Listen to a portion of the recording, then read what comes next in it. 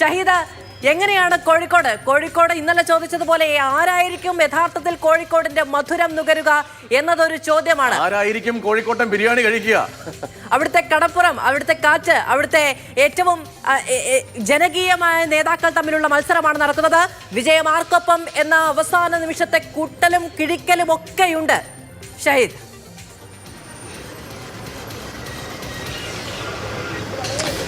മധു പറഞ്ഞ പോലെ തന്നെ 2009 കണ്ണൂരിൽ നിന്ന് അപ്രതീക്ഷിതമായി കോഴിക്കോട്ടേക്ക് എത്തിയ സ്ഥാനാർത്ഥിയാണ്, UDFിന്റെ സ്ഥാനാർത്ഥിയാണ് MK രാഘവൻ.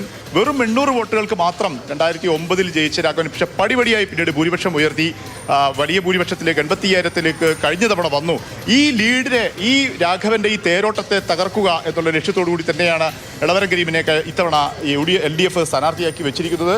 പലതരത്തിലുള്ള അടിയൊഴുക്കുകളും ആ തരത്തിൽ സംഭവിച്ചിട്ടു എന്ന് വേണം നമുക്ക് മനസ്സിലാക്കാൻ. കാരണം ഈ രാഘവന്റെ വ്യക്തിപ്രഭാവത്തെ മറികടക്കാൻ വേണ്ടി കരുത്തനായ പാർട്ടി നേതാവിനെ രംഗത്തിറക്കിയ അതിൻ്റെ പോസിറ്റിവിറ്റി, പക്ഷേ അതേസമയം തന്നെ നമ്മൾ മനസ്സിലാക്കിയത്, ഏറ്റവും ഒടുവിൽ നമ്മൾ മനസ്സിലാക്കുന്നത് CPF-നകത്തുള്ള മുഴുവൻ വോട്ടുകളും എളവരം കരീമിന് കിട്ടിയോ എന്നുള്ളൊരു ചോദ്യം കൂടി ഈ അവസരത്തിൽ നമുക്ക് ഉയർത്തേണ്ടി വരും. അത്തരമൊരു ചോദ്യമൊക്കെ പാർട്ടിക്കകത്ത് ഇപ്പോൾ ഇതിനകം തന്നെ ഉയർന്നു കഴിഞ്ഞു എന്ന് വേണം നമ്മൾ മനസ്സിലാക്കാൻ. അങ്ങനെ വരികയാണെങ്കിൽ ഇത്തവണയും രാഘവന്റെ തേരോട്ടം അത് തേരോട്ടമായി തന്നെ തുടരുന്ന സാഹചര്യം ഉണ്ടാകും. ഇനി അതല്ല, മറിച്ച് പുതിയ പല വോട്ടുകളും പിടിക്കാൻ വേണ്ടിയാണ് എളവരം കരീമിനെ കോഴിക്കോട്ടേക്ക് എത്തിച്ചത് എന്നുള്ള ഒരു വാദം അവർ CPM ഉയർത്തുന്നു. LDFന്റെ കേന്ദ്രങ്ങളിൽ അത്തരമൊരു ആത്മവിശ്വാസമുണ്ട്. അതായത് ഇത്രയും കാലം കിട്ടാത്ത പല വോട്ടുകളും എളവരം കരീമിലൂടെ LDFന് നേടാൻ കഴിയും എന്നുള്ളതുണ്ട്. പക്ഷേ ഏതായാലും ഇനി അല്പസമയം, നിമിഷങ്ങൾ കൂടി മാത്രമാണ്.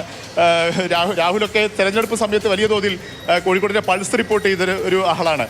കണ്ണൂരുകാരനാണ് രാഹുൽ. കണ്ണൂരിൽ നടത്തിയ രാഘവേട്ടനെ കോഴിക്കോട്ട് എത്തി. പക്ഷേ ഇപ്പോൾ രാഘവേട്ടന് പോലും അറിയില്ല ഏതാ നാട് എന്നുള്ള കാര്യം. അത്രയും കോഴിക്കോട്ടുകാർ സ്വീകരിച്ചിട്ടുണ്ട്. ആ സ്വീകരണം എത്തവണ ഉണ്ടാവും. കണ്ണൂരുകാർ തന്നതാണ് രാഘവേട്ടനെ കോഴിക്കോടിന് വേണ്ടി. ഇത്തവണയും ഭൂരിപക്ഷം വർദ്ധിപ്പിച്ച് വിജയിക്കുമെന്ന് തന്നെയാണ് UDFന്റെ പ്രതീക്ഷ. പക്ഷേ ഇത്തവണ എളവരം കരീമാണ് വന്നിരിക്കുന്നത്, സാധാരണത്തെ പോലെയല്ല. എളവരം കരീം കോഴിക്കോട്ടുകാരാണ്. നഗരത്തിൽ വളർന്ന് ചെറുപ്പം കാലം മുതൽ തന്നെ കോഴിക്കോടുമായിട്ട് വലിയ ബന്ധമുണ്ട്. ഇവിടെ രാഷ്ട്രീയ കളരിയാണ്. അത്ര ആത്മബന്ധമുള്ള ആളാണ്. തൊഴിലാളി നേതാവ് കൂടിയാണ്. അടിത്തട്ടിൽ ബന്ധമുള്ള ഒരാളാണ്.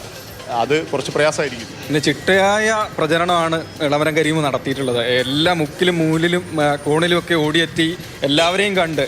പക്ഷെ അതൊക്കെ വോട്ടായി മാറുമോ എന്നൊരു സംശയമാണ്. എന്തായാലും LDFനെ സംബന്ധിച്ച് അത്ര വലിയൊരു ആത്മവിശ്വാസമൊന്നും ഈ അവസാന നിമിഷത്തിൽ അവർ പങ്കുവെക്കുന്നില്ല. ഒരു ഭൂരിപക്ഷത്തിൻ്റെ കണക്കൊക്കെ ചോദിക്കുമ്പോൾ അത് ഇപ്പോൾ പറയാൻ കഴിയില്ല, നമുക്ക് നോക്കാം എന്നൊക്കെയല്ലേ പ്രതികരിക്കുന്നത്. ഏതായാലും നീ പറഞ്ഞു വരുന്നത് ഇത്തവണയും കോഴിക്കോട്ടെ ഹലുവ രാഘവേട്ടത്തിന് കഴിക്കുന്നുണ്ട്. എൻ്റെ അഭിപ്രായം അത് തന്നെയാണ്. UDF നിലനിർത്തും. ഒപ്പം തന്നെ ഞാൻ ചോദിക്കട്ടെ, നമ്മൾ JDT കോളേജിലാണ്. കോഴിക്കോട് മാത്രമല്ലല്ലോ, നമ്മൾ ഉറ്റുനോക്കുന്ന വടകര ഇവിടെ തന്നെയല്ലേ ഉണ്ടെന്നേ. വടകര എന്താവും? തീർച്ചയായും അത് വലിയ കേരള രാഷ്ട്രീയം തന്നെ വലിയ തോതിൽ ഉറ്റുനോക്കുന്ന ഒരു ചോദ്യമുണ്ട്. വടകരയിൽ ആര് കൊടിയുയർത്തുന്നുള്ള ചോദ്യം, അതിനുകൂടി നമുക്ക് ഉത്തരം അല്പസമയത്തിനകം തന്നെ ലഭിക്കും എന്നുള്ളത് തന്നെയാണ്.